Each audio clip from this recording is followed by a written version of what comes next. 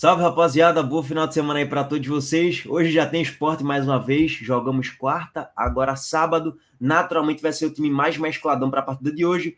O reservão, né, barra alguns garotos da base ali podem figurar ou não, né? Talvez o Paulinho nem apareça hoje na titularidade, já que o Christian Tite Ortiz vai ser relacionado para a partida de hoje, mas talvez sim, talvez o Paulinho ainda assim apareça ali na ponta esquerda na titularidade. No segundo tempo ele vai para o banco para a entrada de Christian Tite Ortiz. É uma possibilidade, tá, gente? Só para deixar claro.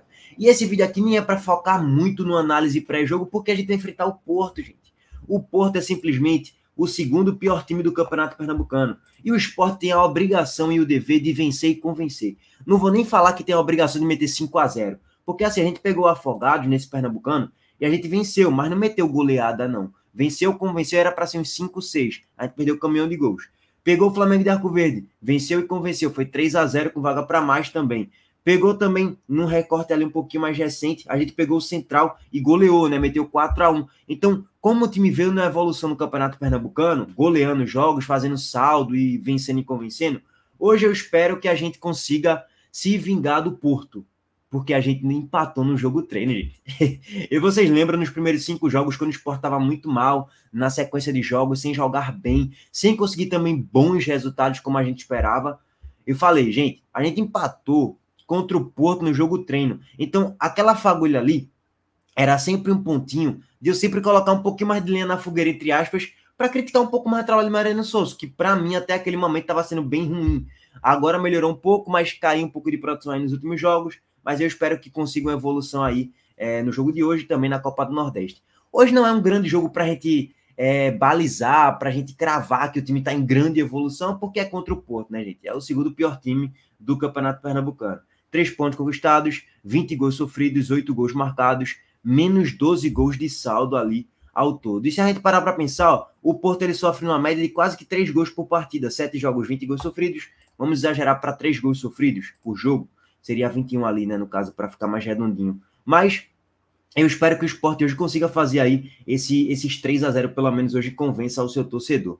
Mais um ponto sobre a tabela do Pernambucano. Já fiz vídeo sobre isso, mas vou ressaltar aqui pontualmente mais um detalhe. Se o Sport vencer hoje, o Sport não sai mais do G2. Mesmo se o Retrô ganhar, o Náutico não sai mais do G2, porque o Sport vai a 21. E o teto do Náutico seria 23. Beleza, o Náutico poderia passar o Sport. Mas o Retrô não passa mais, porque o Retrô vencendo os 2 jogos que faltam, iria a 20. Só que é que tá o detalhe. O grande detalhe é que tem um confronto direto entre Náutico e Retrô. Então o Sport vencendo hoje, gente, naturalmente Náutico e Retrô vai perder pontos aí ainda. Ou um, ou outro, ou os dois. A gente não sabe ainda como é que vai ser o confronto Náutico e Retrô, que vai acontecer amanhã, inclusive, tá?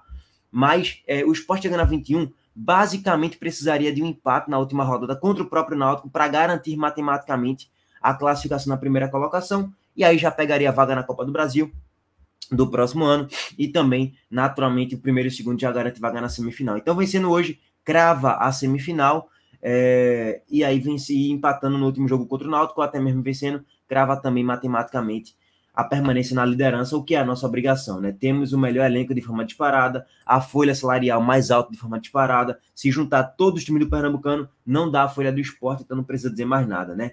E se o Sport vencer hoje, ele basicamente garante, ele crava, ele rebaixa o Porto, porque o Sport vencendo o Porto vai ficar com 3 pontos, e faltando um jogo, basicamente, né?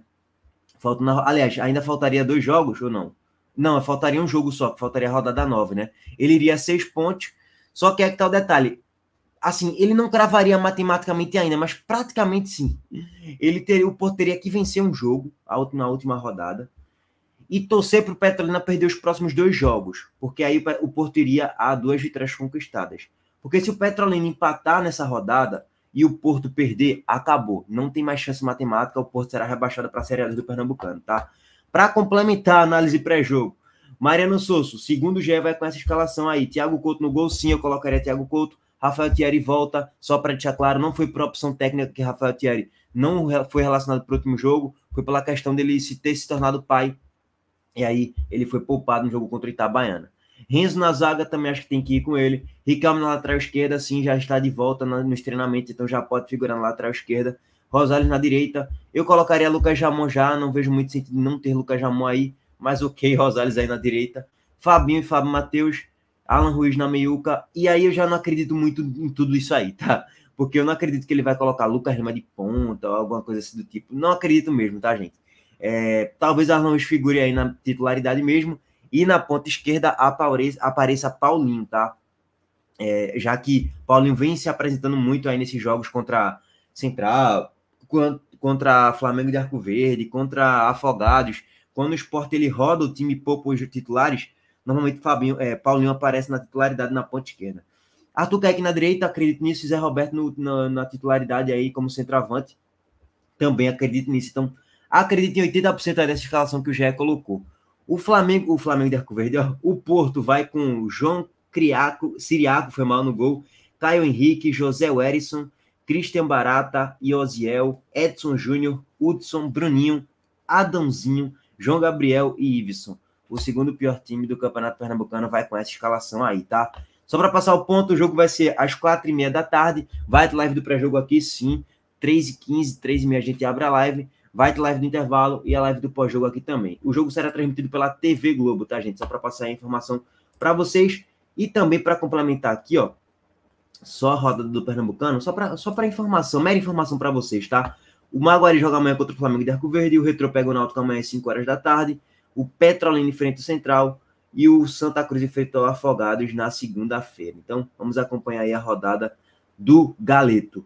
Agora, para complementar algumas informações, vamos passar sobre essa pauta da Copa do Brasil que me chamou a atenção, essa informação do diretor do trem, que ficou espantado com a decisão do Sport em não se interessar muito em ter o mando de campo, entre aspas, para João Pessoa. Para quem não sabe, o trem tentou passar esse jogo aí para João Pessoa, tá? Por uma questão de dinheiro, financeira. E o Sport não demonstrou tanto interesse assim em compactuar com essa ideia e transferir o jogo para cá, para João Pessoa. Seria bem próximo, né? Seria melhor em relação à logística para o Sport. Enfim. E aí o jogo continua lá no trem, lá em Amapá, foi mal, onde o trem realizou suas partidas no estado do Zerão, que está aqui no plano de fundo. Detalhe 02, só para passar aí o ponto para vocês. Tinha até ontem para tentar fazer essa mudança, né, de data para um jogo ser aqui realizado no Nordeste. Mas já passou a data, então o jogo vai ser lá no Amapá, muito provavelmente. Vamos lá, abre aspas para o que disse o diretor do trem. Estou um pouco decepcionado pela falta de determinação do Sport para a gente fechar o negócio. O trem cedeu todas as possibilidades que poderia para deslocar o jogo para João Pessoa, que seria o mais viável para eles por conta da logística. E seria um jogo, entre aspas, na Ilha do Retiro, né? João Pessoa, a torcida do Sport ia lotar, pô. Tem muita torcida em João Pessoa, e até que para quem mora aqui em Recife, iriam se deslocar, sem dúvidas nenhuma, para João Pessoa para acompanhar a partida e apoiar o clube. Era o que o Sport queria, porque diminui os riscos de cansaço, logística de viagem, dificuldade no gramado, da gente aqui, que é muito ruim. Só que o prazo para a gente comunicar essa mudança da CBF seria até sexta-feira. E sigo aqui me dedicando, mas falta isso no lado do Sport também. Abre aspas, existem empresas que têm interesse em comprar o jogo e que são empresas ligadas ao Sport, com interesse em ajudar. É uma realidade no país todo essa questão de venda de mando de jogos. Quase todos os clubes estão fazendo isso. O futebol hoje virou mais do que um negócio. Então, é um jogo que tem viabilidade financeira, política e econômica. Tenho conversado com o presidente Yuri Romão e sempre deixei claro que não vou tomar uma decisão unilateral. Quero estar alinhado com eles. Sabemos quanto vale o jogo, enquanto falando sobre as cotas também, né, em relação à cota, né, de classificação para a próxima fase da Copa do Brasil. Sobre as perspectivas futuras na competição e não queria tomar decisões sem pensar no Sport também. Tá aí as palavras do diretor do 13. Para complementar, se o duelo realmente acontecer no Zerão e Macapá, o Leão da Ilha terá que viajar 2.542 quilômetros. O trem também recebeu proposta de outros lugares, porém, só tem interesse em vender o mando para o estado do Nordeste. Abre aspas, hoje a perspectiva é essa, jogo mantido no Amapá. Porém, temos a possibilidade de levar o jogo para Paragominas, no Pará, mas isso não achamos interessante. Só teremos interesse em levar o jogo para o Nordeste. Fora isso, faremos o jogo aqui.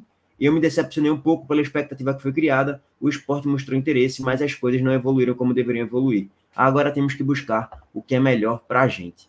Bom, tá aí toda a declaração do diretor do trem do Amapá. Basicamente, pela declaração dele foi, a gente sabe que vai perder o jogo, queremos levar o jogo pro Nordeste, já que vai ser mais viável financeiramente para nós mesmos, e também talvez para o Sport também vai ser mais interessante.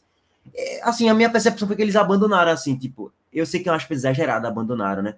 Mas, ó, já que as chances do Sport se classificar são altíssimas, vamos tentar levar o jogo para o Nordeste e aí a gente ganha uma graninha aí em relação às empresas que vão comprar o jogo e tal. Isso acontece bastante, uma venda de mando de campo, basicamente.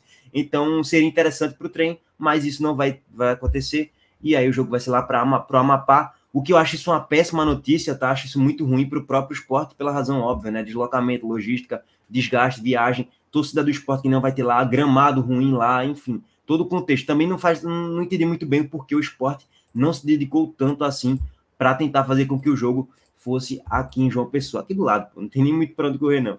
Bom, paciência. Agora vamos passar para outra pauta que é sobre o executivo de futebol do clube, o André Figueiredo, que foi anunciado aí oficialmente ontem. O Sport Recife anuncia oficialmente a contratação de André Figueiredo como novo executivo de futebol. Ok. O André teve como mais recente trabalho o Corinthians, onde estava à frente das categorias de base, como um executivo. Conquistou a Copinha e passou 2 temporadas até janeiro deste ano. Ele encaixa-se no perfil procurado pelo Sport para dar sequência ao processo de profissionalização, reestruturação administrativa e esportiva do projeto de futebol do clube, ao lado do Comitê Gestor de Futebol, Guilherme Falcão, João Marcelo Barros e Rafael Campos. E do coordenador técnico Ricardo Drubski. Drubski. É até ruim falar o nome dele, né? Bom, o novo executivo de futebol do Sport ainda tem no currículo da passagem por equipe com o Atlético Mineiro, Ceará. Até falei com o Douglas do Bora pro Racha, torcedor do Ceará, que tem canal aqui no YouTube também. Ele falou, cara, faz muito tempo que ele passou aqui no Ceará, 2019, se eu não me engano. E a gente não tem uma grande memória dele, mas ele até conversou com alguns outros torcedores lá e tal, e falaram que ele foi bem lá no Ceará. E Chapecoense também. Ele também possui a licença da CBF, foi jogador profissional de futebol, cujas vivências agregarão ainda mais no dia a dia do departamento. Enfim, tá aí todo o currículo dele, foi anunciado como novo executivo de futebol do esporte, e é isso, tá?